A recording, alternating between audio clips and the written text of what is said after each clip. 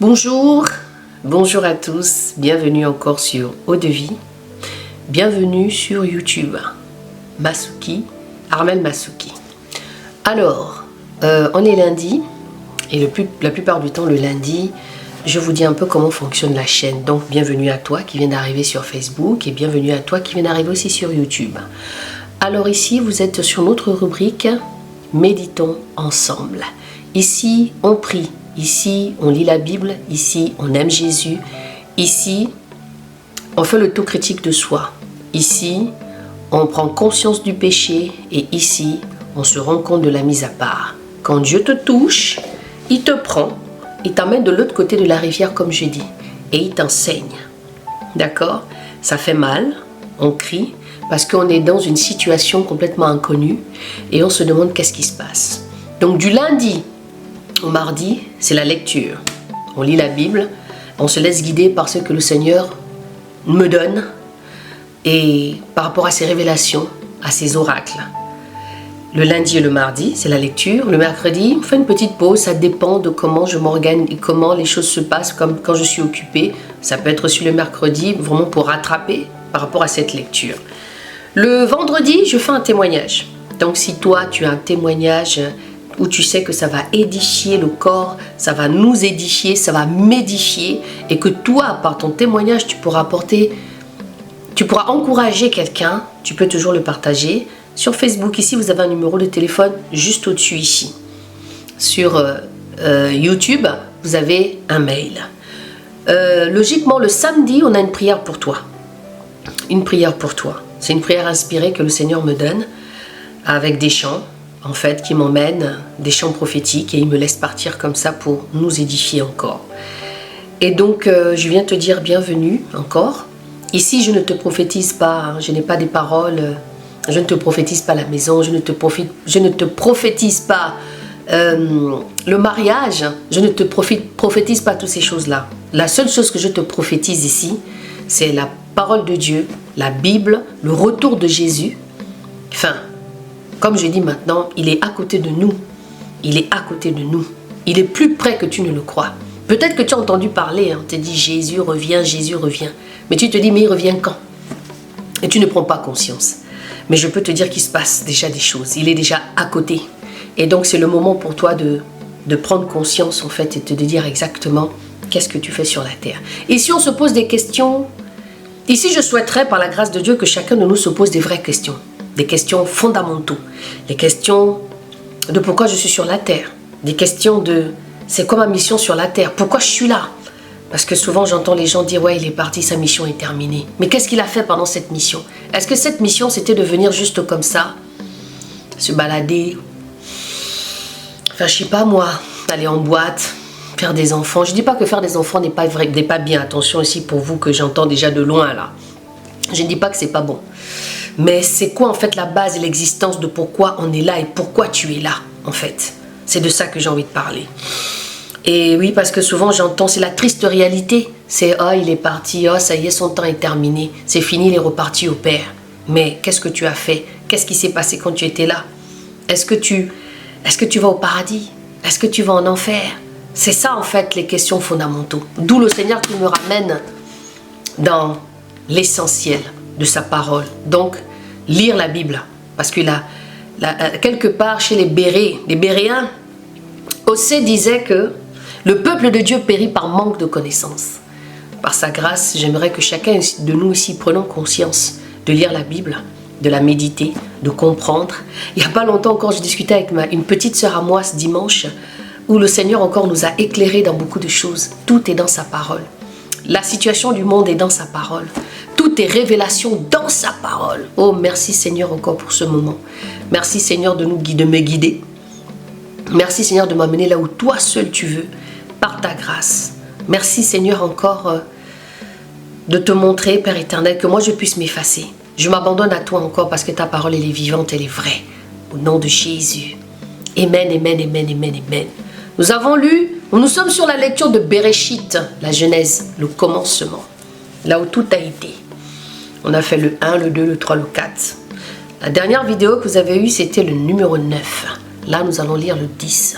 Donc je te souhaite encore, je te dis encore en ce moment de prendre ta Bible, de prendre un petit stylo, de noter tout ce que tu ne sais pas et que tu prennes l'habitude de pouvoir lire ta Bible. On va lire la Bible, les bien-aimés. Soyez fortifiés en tout cas, par le nom de Jésus. Alors, on lit la Bible. La postérité de Noé. On a lu déjà, Yahweh établit une alliance, le péché de Cham. La dernière fois, quand on a lu, je vous ai dit qu'on allait revenir sur le chapitre 9. Mais nous allons revenir dessus, les bien-aimés. On va revenir dessus. On va d'abord avancer un petit peu. Et peut-être que le vendredi, nous allons revenir dessus. Nous allons le méditer autrement. Peut-être qu'il n'y aura pas de témoignage, mais on va reméditer le chapitre 9. D'accord? Voilà, merci à vous, vous qui aimez la lecture. Voici la postérité du fils de Noé, Sem, Cham et Japhet. Il leur naquit des fils après le déluge. Les fils de Japhet furent Gomez, Magog, Madai, Javan, Tubal, Méchec et Tira. Et les fils de Gomez, Ashkenaz, Ripad, Togarma. Les fils de Javan, Elisha, Tarsis, Kittim et Donanim. De cela furent divisées les îles des nations, selon leurs terres, chacun selon sa langue, selon leur famille, entre leurs nations. Et les fils de Cham furent Cursh, Mitzraïm, Rub et Canaan. Et le fils de Cursh, Saba, Avila, Sabta, Raïma et Sabteka. Les fils de Raïma, Seba et Dédan, Cursh, engendra aussi Nimrod. C'est lui qui commença à être puissant sur la terre. Il fut un puissant chasseur devant Yahweh. C'est pourquoi l'on a dit comme Nimrod, le puissant chasseur devant Yahweh. Et le commencement de son règne fut Babel, Érec, Akkad et Calné au pays de Shinir. De ce pays, il a sorti Azur et il bâtit Ninive et les rues de la ville, Rehoboth, Ir et Kalash.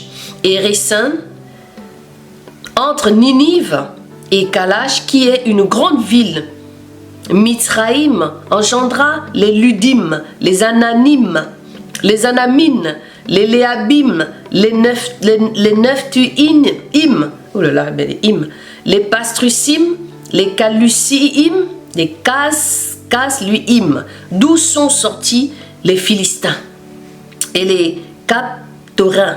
Et Canaan engendra Sidon, son premier-né, et Hertz, et les Jébusiens, les Amoréens, les Girgasiens, les Éviens, les Archiens, les Siniens, les Arvadiens, les Sémariens, les Amassiens, ensuite la famille des Cananéens se sont dispersés et les limites des Cananéens furent depuis Sidon quand on vient vers Guérar jusqu'à Gaza, en allant vers Sodome et Gomorrhe, Adma et Sebouim jusqu'à Lécha. Ce sont là les fils de Cham selon leur famille et leur langue selon leur pays et selon leur nation.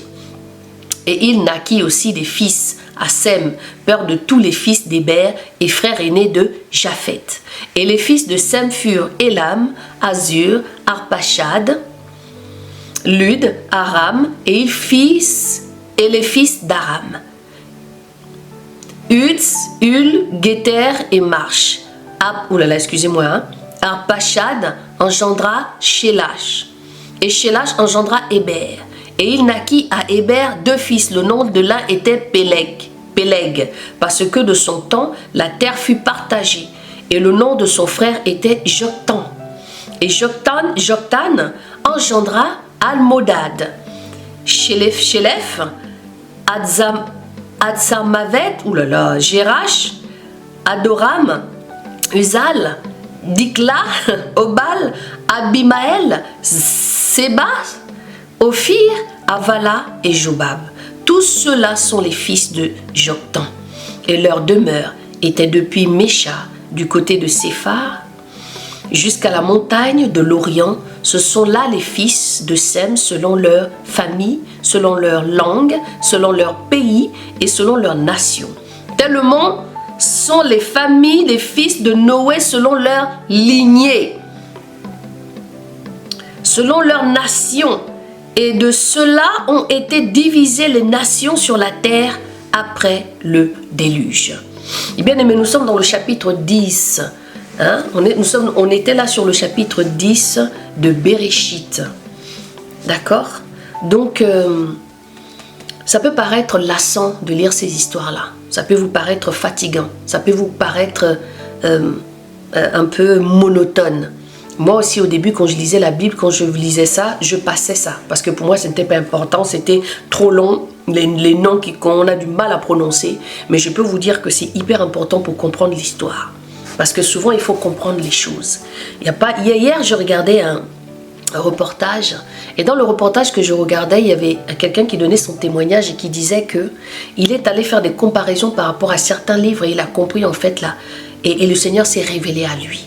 Et ça vraiment, ça m'a fortifié en fait dans la manière dont le Seigneur est en train de m'enseigner aujourd'hui. Et je me dis, effectivement, on doit lire, on doit chercher, on doit creuser et la vérité vient toujours à celui qui cherche. Au nom de Jésus, je vous dis à demain et je vous laisse dans cette méditation encore, dans le méditons ensemble. Soyez bénis, au nom de Jésus.